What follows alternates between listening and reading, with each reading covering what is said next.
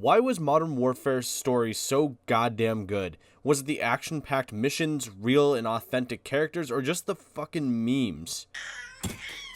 Grenade, look out! Modern Warfare's story is just basically a mini-movie compiled of fake events and mashed in with real events. Meaning, Piccadilly never happened, while Wolf's Den is loosely inspired by the Bin Laden raid. It's missions like this that brings out the oh-so-important grittiness and realism to a franchise that has otherwise been viewed as the Michael Bay of video games. Shout out to his otherwise aggressive shittiness, not just as a person, but as a director.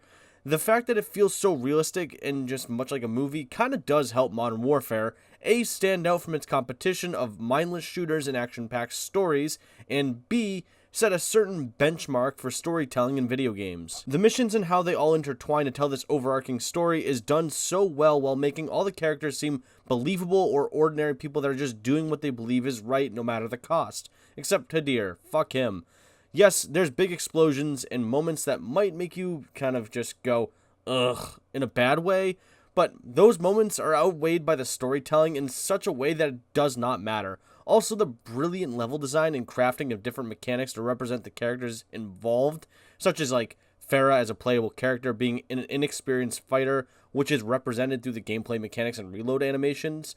Truly just a special campaign. Due to interest in watch time and money, I've decided to go level by level and break them down a little bit, and you know, you're probably wondering, why? Fuck you. That's why. I'm sorry.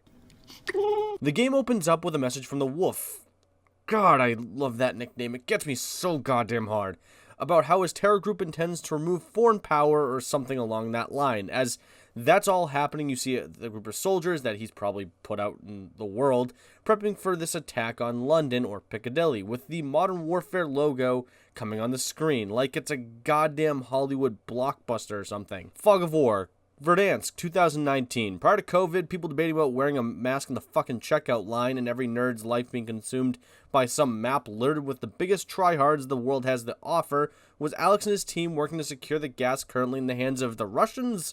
Or some group of mercenaries? The operation is being led by Karen from Tom Clancy's Ghost Recon and the guy who voiced the old dude in Black Ops 4 Zombies. After launching a tactically placed Freedom missile, your team moves in to secure the gas, until you realize these mercenaries are also mixed in with some Russians. Oh no, who would have ever thought this would ever have happened? Which apparently is an act of war. Now, I'm not a warologist, but what they don't know won't hurt them is my guess, but after securing the gas, your team is ambushed by terrorists who kill, unalive your entire team and flee with the gas. And while Alex explains that the gas was stolen by an unknown faction, what he is really saying, oh, what the fuck ever? Piccadilly. No, not that Piccadilly. The mission takes place in London, where it sets up an impending terrorist attack by supporters of Al-Qatala. You play as Gaz, spoilers, Sergeant Garrick, whose team is tasked with preventing the attack from happening. Guess what? They don't. It happens and a lot of people die. As you fight through the streets, Garrick's life is saved by none other than Captain Price. After stopping the attack at the cost of a guy with a happy explosive strapped to his chest, it leads to Garrick expressing his frustrations about the rules of engagement, to which Price responds and recruits Garrick, to his team and whatever other shady crap he has going on. Embedded. Alex and newfound ally Farah must cause chaos to draw Russians away from the airbase. That's it. Throughout the mission, you see the atrocities the Russians are committing with slave labor and lynching more outspoken individuals.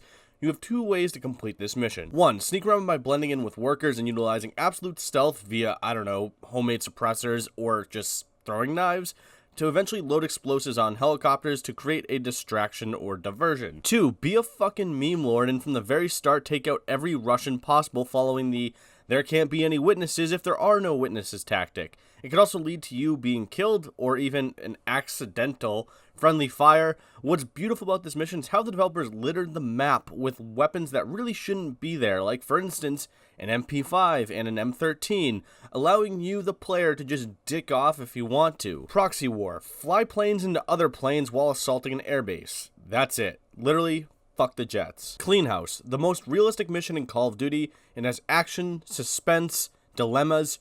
Do you Kobe Bryant an infant? That's for you to decide. Does this make you a bad person? Probably. But does this make you worse than Roger Goodell? No. Bandashad Watson, you fucking asshole. The point of this mission is to uncover intel about the whereabouts of the wolf. To do this, Price and Garrick must infiltrate a townhouse in London. Now, if you want to be tactical for the ultra realism, go for it. But you can also go full lord and blitz through this mission as fast as possible.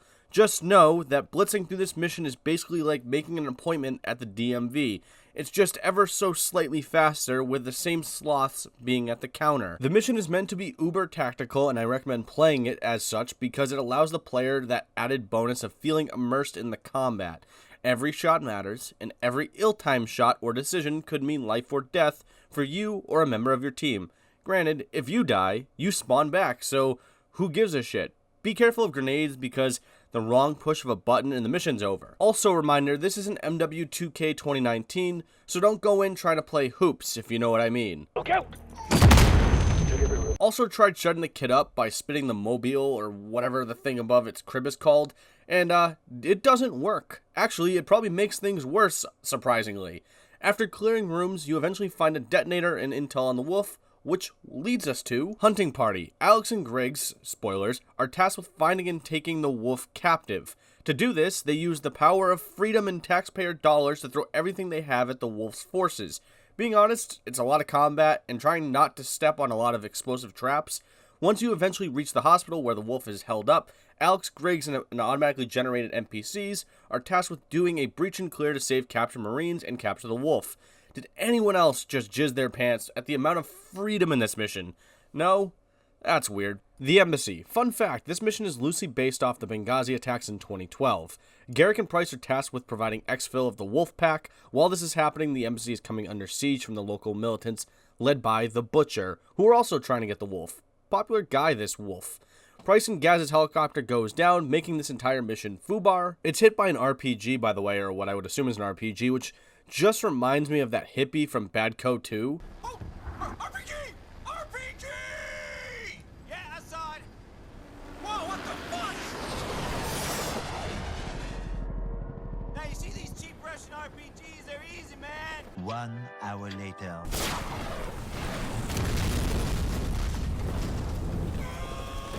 Spoilers for Bad Code 2, by the way. As you progress, you encounter the dilemma of saving one at the risk of others. If you have a soul of any sort, you save them and die, meaning the cost of many outweighs the cost of few, even if it means certain death.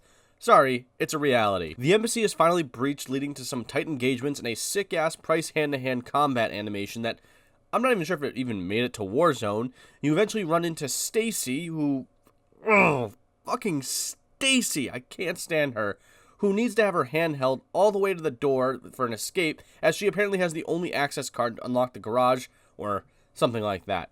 Well, it used to belong to the ambassador, but that dude was dumb as fuck anyway and just died. Anyway, you eventually make your way to the consulate building where you repel waves and waves of invaders, much like the real events, except you have air support.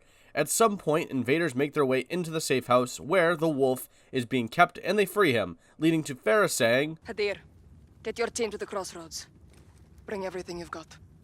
Yes, sister. Gee, I wonder what could possibly go wrong here. Spoilers! I want to take a quick second and at least recommend watching the movie 13 Hours, or The Outpost, or any of those other movies that exist. Yes, it has a bunch of ripped Hollywood actors doing seemingly Hollywood things, and while I wasn't there for these events personally, the real people being portrayed acted as consultants on the movie. So yes, it's a Michael Bay movie, but it's a good Michael Bay movie. Again, I highly recommend it, as it's a really good movie that can maybe give you a bit of perspective of how good some of us really do have it out there and what the price of freedom can really be. And support your troops is kind of what I mean here, mainly by donating to like the proper charities and even maybe spending money in the Call of Duty store towards the endowment packages, which is what I do every year. So I don't know, those are my recommendations. You can blatantly ignore this and just skip to the next thing for all I care, but anyways. Back to it. Highway of Death. If you get your rocks off from sniping, then this is a great mission for you. The point of it is to stop the wolf's convoy from leaving the country down the Highway of Death. After a bit of practice and throwbacks to old lines, Aim low. Hit. تسويبك ممتاز. I heard that. You fend off waves of Al-Qatala Russians using Hadir's sniper. A lot of defending going on here, which apparently has the caliber of a cannonball. Basically, this thing just shreds through enemies, allowing limbs to fly pretty much everywhere. As things start to go south, you see Hadir's Plan B, which is the Russian gas stolen from the beginning of the game, which I guess he was working with the wolf all along? I don't know, but for the keen-eyed players, if you paid any sort of attention to the weapon used by one of the attackers at the beginning of the game, it was the same as Hadir's. Probably meant nothing, or just meant something for the keen-eyed players. I don't know, who cares? Hadir uses the gas, much to the surprise of both Farah and Alex. Apparently he found it to be the only way to combat the Russians, or something like that. I guess fighting fire with fire is the way to say it, except, you know, for firefighters. Hometown. How does one joke about such a serious mission? Here we go. Flashback 20 years to Farah's home city being invaded by the Russians. At this time, Farah and Hadir are kids, obviously because, you know, age. Their mother is dead and their dad is forced to make sure that his children survive this attack that's currently happening. After arriving home and receiving a vintage Nokia cell phone, the three come under attack by some jacked Russian, not named Putin, in which Farah needs to find a way to survive and unalive him. Through a serious game of hide and seek, both you and Hadir manage to take out the Russian, say goodbye to your dying father, and make your way through the entire gas-filled streets. Eventually you come out the other side, witness an execution, and unalive two more Russians, only to be captured by Barkov. Whew, that's a lot. Here's the thing, this mission is amazing game development. Designing a mission where the player feels each moment the character is going through while also making the game mechanics work to show the inexperience and age the character currently is, well, that's just amazing development. Hence, why this video is being done. And anyways, the Wolf's Den. You ever watch Zero Dark 30? Well, that's this mission. Raiding the compound of the Wolf, because they think Hadir, the Butcher, and the Wolf are all there, involves Garrick to clear multiple buildings and rooms that are either full of innocent civilians and combatants. Be careful, because some of these situations can result in choices that could have dire consequences later on. Are we good? No, you... What? All clear. Alright, well, we don't want a terrorist on our hand. No, I'm just kidding. I'm kidding. Kinda. Am I gonna lose the mission if I cap the kid? Can we talk about that? Listen, he survives, but Pretty sure the guy's Sergeant. that doesn't mean he gets to keep his eyes. Going from room to room can get intense, as it's similar to Clean House where every moment could be a life or death situation. Again, you can respawn, so it kinda doesn't matter. Though, it still has that level of intensity where even the small moments like a squad member taking a round off his plate carrier or rounds coming through a door really put that bit of realism into the mission. Mainly due to how the characters react in these situations. Again, it's just great game design. Once it's realized that the wolf isn't in the building, Price baits a woman to reveal he's actually in a tunnel system underneath one of like the little shacks. So down the rabbit hole you go as Alex and Farah, and you go into this vast tunnel system connecting to the eventual room where the wolf is located. Just remember when Farah says, on the count of 3, it's not 3, 2, 1, and then cut it 1. It's 3, 2, 1, cut it the word cut, which at times doesn't matter because sometimes she'll say on 2. Fuck it. I don't know. Learn to count, Farah. Also, you don't die and get information as to where Hadir is or something. Captive. Another flashback with Farah and Hadir being locked inside of a prison. Barkov, who is now the big bad, tortures Farah in order to figure out who Kareem is. Spoilers, it's Farah. You'll navigate through the prison, setting your comrades free and using weapons from the guards, which much praise to the reload animations again. Blah blah blah, things happen. You eventually, after fighting a bunch of cannon fodder, find Hadir and a few others trapped inside of a room currently on fire. Oh, wait, rewind that. Captain Price, at the time a lieutenant, shows up to save the day. Yay. Okay, fast forward to Hadir, and everyone being saved by Price and his team, which helps provide a bit of context and connection between how Price and Farah seem to know each other. Old comrades. Capture the Butcher, that's your main objective. Watch your fire because civilians are all around, but once you finally get a hold of him, because Nikolai just basically cripples the dude, Garrick and Price attempt to interrogate the Butcher, using his wife and child as collateral or some sort of method of interrogation. And a quick disclaimer, I do not promote or condone the act of torture. This is merely a video game, so please don't get your jimmies all rustled. Towards the end of the mission, you're presented with the option of torturing the Butcher. Like, let's be honest, you're gonna do it, we all know it. Igor the Putin lookalike ends up saying, nah, I'ma head out, leaving both Gaz and Price to do the interrogation, which, as Price puts it, You want the gloves off? They're off.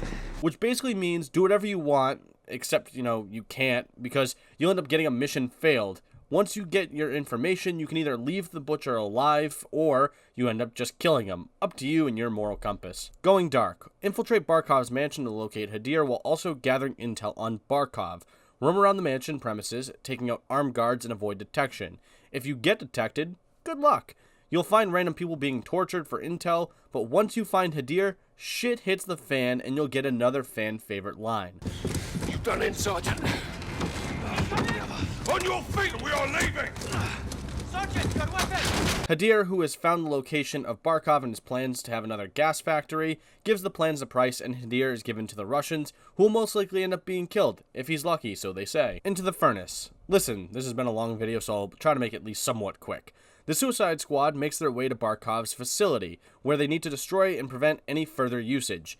Use the power of taxpayer freedom to launch airstrikes on heavily defended bunkers and soldiers. As you make your way up the hill, your team is divided up into two sides, Gaz, spoilers, and Price going into one side of the factory, while Farah and Alex go in the other way. Farah and Alex make their way through the facility to Nikolai, who just casually rolled up into a war zone with AKs and explosives to help blow up the facility. You fight a Juggernaut who's just kind of a bit annoying, honestly, to kill. Then Alex lays down his life so heroically until, roughly season 2 of Warzone when he comes back to help blow up the facility since his detonator broke, which will give Farah enough time to go after an escaping Barkov. Price and Garrick push through their side of the facility to load up their explosives with the most epic sounding music playing in the background. It eventually cuts to Farah, who has managed to get on Barkov's helicopter.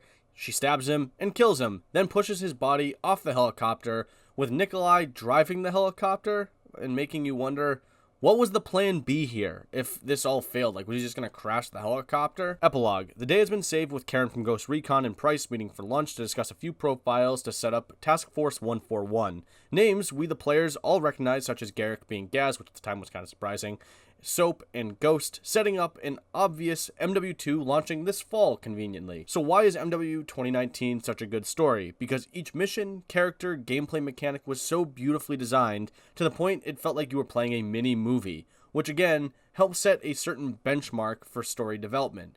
But what do you think? Is the MW 2019 story that good?